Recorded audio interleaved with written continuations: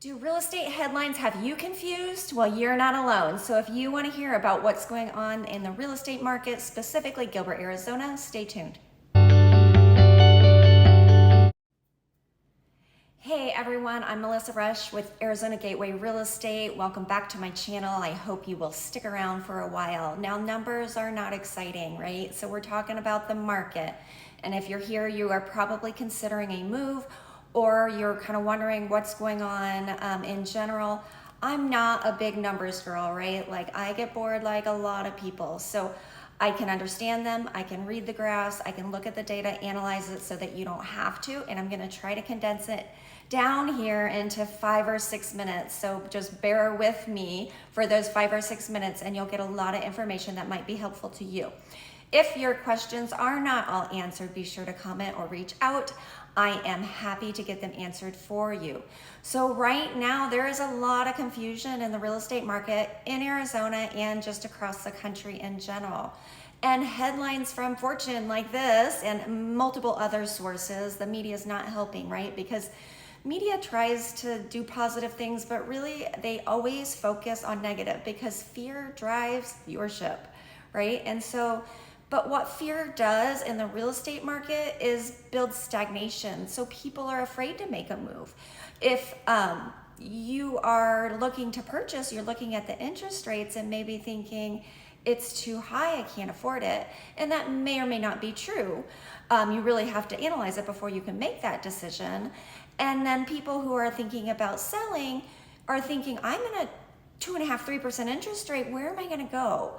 But there are people moving, right? So if you are on that seller's side and you're thinking, I'm gonna stay put, the low inventory is what's really driving prices to stay up. And the buyers are out. They're still looking. They're still very active. If you're in a lower price point, multiple offers are happening. So just know that there's activity going on. So again, like, subscribe, and hang out here. So let's get started and let's dive in. Okay, so on my first two graphs, you can see the seasonality of new listings. So in a typical market, we see listings rise through the spring, and then around May, June, they start to come back down, and listings, that are coming to the market tend to slow down over the fall and into the holidays. That's normal. It doesn't mean people aren't buying and selling during those times. It just means that it slows down a little bit. Now, the red line shows that that 2022 market went past that, right? So people were still putting their homes on the market beyond May into June. And when the experts saw that line going up, they assumed that we're gonna have this flood of homes on the market, prices are gonna come crashing down. And that's really where a lot of those headlines were coming from, that we're gonna see these huge crashes like 2008. But because people didn't do that, people actually stayed in their homes, the economists were wrong. And so on the next slide, I'm gonna switch it over on my computer here, you can see that listings actually went down, not just seasonally, like to follow the seasonality line, but even more so, like less people put less listings up. And so low inventory is boosting the prices because people still need homes. People are still moving to Arizona, for instance. People are still having babies and need a bigger house with more rooms, or they're retiring and they want to downsize. So there are still people buying and selling, but the limited homes on the market and the limited homes to choose from are keeping those prices up. Another area where the forecasters kind of got it wrong was in foreclosures. So a lot of people that lived through the 2007, 2008 crash were like, but Melissa, all these foreclosures are gonna happen because people can't afford to pay their mortgages. Well, to this point, right now that hasn't happened either. I think buyers were stronger going into their homes, and again, they're sitting on those 2.5%, 3% interest rates. So it's pretty affordable money, and they're gonna try to stay in those homes as long as they can. So we honestly did not see the level of foreclosures yet. The moratorium on payments, people also, that was in 2021, they also thought when that was lifted that people would be too behind to catch up and that those homes would foreclose. And again, we just didn't see it. So are there foreclosures? Yes, of course there are. Inflation and some layoffs coming up here, and our economy is kind of still a mess, right? Like, I'm not gonna lie. Maybe you disagree with me, sorry. But so there might be some foreclosures coming, but I don't think it's gonna be like 2008. In 2008, it was a huge problem with predatory lending. Like, if you could fog a mirror and breathe on it, like, they were giving you a loan, and that's just, thankfully we had some laws put into place that didn't happen. So I think mortgages are better qualified, that the people paying the bills are paying their bills. So right now we're not seeing the flood of foreclosures, and that's good. So then we can move into price movement, and prices were so inflated, like, maybe inflated isn't the right word, but they went up so much during the spring of 2022. That's where, again, I said, 30% increase in equity is not normal. So we did see that come down.